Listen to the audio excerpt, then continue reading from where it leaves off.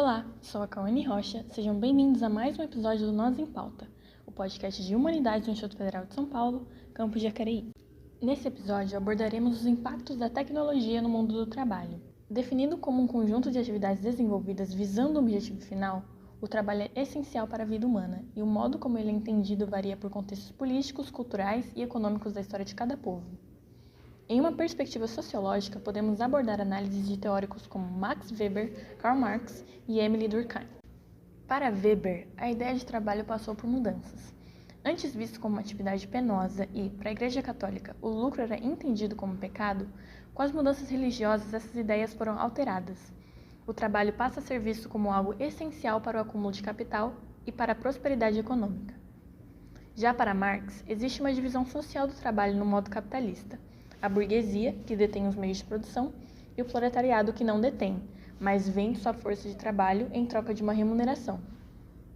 Marx criticava essa divisão, uma vez que a burguesia seria responsável por explorar e se apropriar da força de trabalho do proletariado. Por fim, Durkheim analisa também a divisão social do trabalho, porém de maneira diferente. Ele aponta que em sociedades industriais, essa forma de organização social produz uma espécie de solidariedade, em que há uma interdependência entre os indivíduos, descrevendo o trabalho como uma forma de coesão social. Assim, é notável que o entendimento sobre o trabalho pode variar, e as suas formas também. No mundo contemporâneo, ele deixa de ser um conceito rígido e passa a ser algo com diferentes significados e desafios para a sociedade que o realiza. Assim, é notável que o entendimento sobre o trabalho pode variar, e suas formas também. No mundo contemporâneo, ele deixa de ser um conceito rígido e passa a ser algo com diferentes significados e desafios para a sociedade que o realiza. E dentre as mudanças que o mundo do trabalho passou durante o tempo, podemos colocar em pauta os impactos que o desenvolvimento da tecnologia teve e vem tendo nesse ramo. O avanço tecnológico, apesar de trazer benefícios como a otimização de tarefas, facilitar a comunicação e promover modelos de trabalho flexíveis, tem contribuído para a substituição de mão de obra humana, ao promover o desenvolvimento de máquinas que substituem atividades manuais e assim automatizam os processos. Segundo o estudioso Ricardo Antunes, existe uma migração do perfil de trabalhadores mais especializados, que atuaram dentro da cultura fordista, para um perfil de trabalhador mais flexível, polivalente, que tende a se adaptar melhor às mudanças constantes que ocorrem no mercado de trabalho. Além disso, pode-se destacar outras consequências desse avanço. Observa-se progressivamente a terceirização e a flexibilização do trabalho em substituição de seus modelos tradicionais.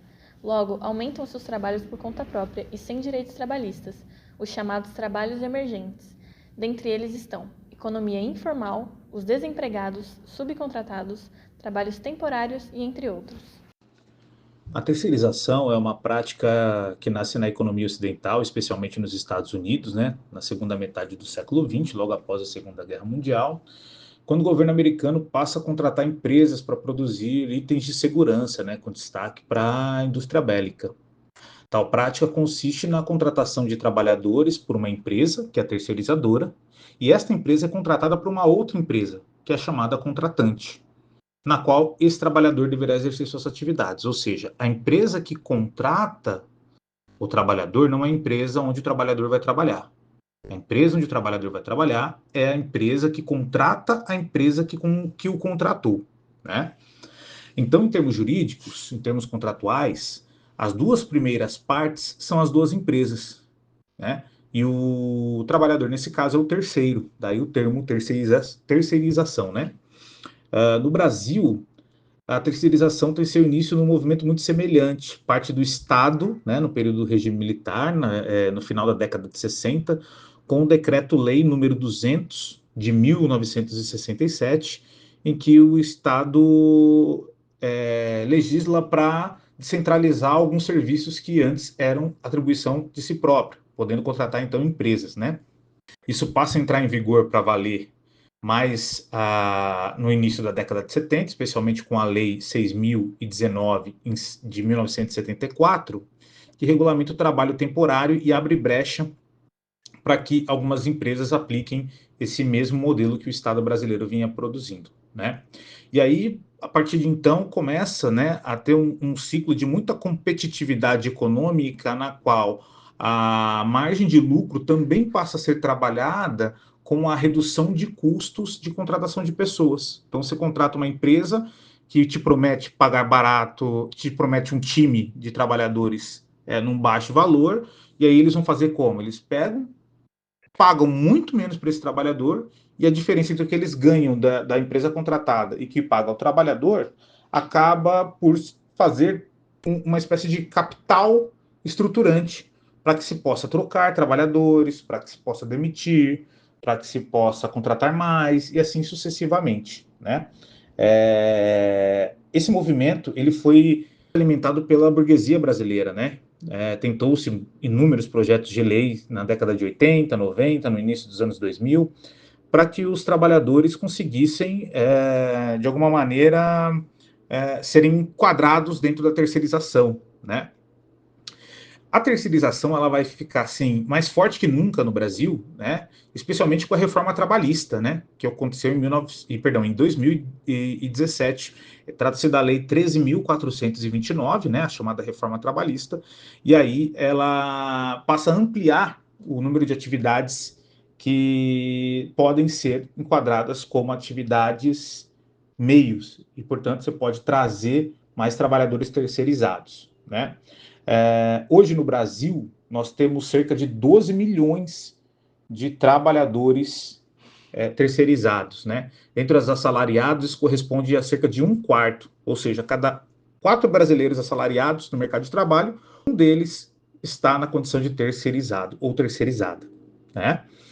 E dentre os muitos problemas dessa relação de trabalho, né, a gente destaca aqui o fato de que o valor pago ao trabalhador não corresponde ao custo pago pela empresa contratante do serviço final, né? Isso fragiliza o trabalhador, faz com que ele perca poder de compra, faz com que ele perca acesso a direitos, né? E além disso, a empresa contratada, que é a terceirizadora, né, que contrata os trabalhadores, né, ela vai se fortalecendo e fazendo esse jogo de tal maneira que muitas das vezes o trabalhador paga a conta final. E como isso acontece?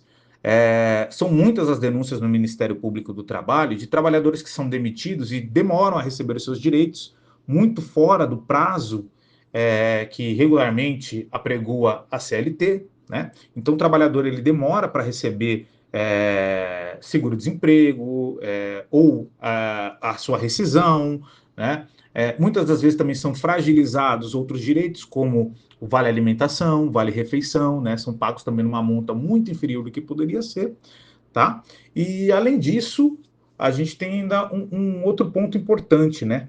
Uma consequência dessa relação que a gente tem que pensar no sentido macro é o de que no mercado de trabalho tem-se uma maior rotatividade de trabalhadores e um quadro de insegurança cada vez maior para esses trabalhadores, pois eles são levados muitas vezes, independente da performance, ao desemprego e a mudanças bruscas no seu cotidiano profissional, como, por exemplo, ter de mudar de uma lotação de trabalho para outra, ser coagido para vender suas férias, enfim, trabalhar muitas vezes com hora extra de uma forma bastante coercitiva, de tal maneira que, caso os trabalhadores não topem fazer esses movimentos, muitas vezes eles são facilmente demitidos, né? Lembrando que a hora extra pode ser considerada um direito do trabalhador e não uma obrigação que ele tem que cumprir como uma prerrogativa para não ser demitido, né? Então a gente vê aí inúmeros problemas nesse sentido. Além de que, muitas das vezes, fica difícil para o trabalhador requerer os seus direitos na esfera jurídica, né? Quando vai processar uma terceirizadora que muitas das vezes tem 3, 4, 5 CNPJs e aí vão brincando de tal maneira que uma decreta falência e não paga aquele trabalhador e aí a gente tem uma fragilização dos direitos de uma forma geral. Transformações como essa contribuem para o desemprego estrutural. Assim, de um lado há uma desestruturação do funcionamento do mercado de trabalho e do outro uma ascensão do sistema privado. Dados do IBGE apontam uma redução expressiva de pessoas desocupadas no setor primário e secundário e o aumento de ocupações no setor terciário, que engloba tipos de trabalho mais flexíveis. Desse modo, as alterações apresentadas demonstram uma inseguridade do indivíduo proletariado em relação às condições do mercado de trabalho atuais. Esse que, atrelado às inovações tecnológicas, apresenta uma instabilidade que pode ser prejudicial. Entendemos então que é necessário analisar os impactos causados pelas transformações ocorridas principalmente partindo do ponto de vista tecnológico, que acabam por afetar o cotidiano da vida do trabalhador em suas relações sociais, seu perfil e capacidade de compra. São necessárias mudanças na forma de pensar as relações sociais, os fluxos e a qualidade de vida do indivíduo que constitui o mundo do trabalho. Bom, galera, assim encerramos o último episódio do Nós em Pauta. Agradecemos a todos que estiveram com a gente até aqui, acompanhando direta ou indiretamente o projeto.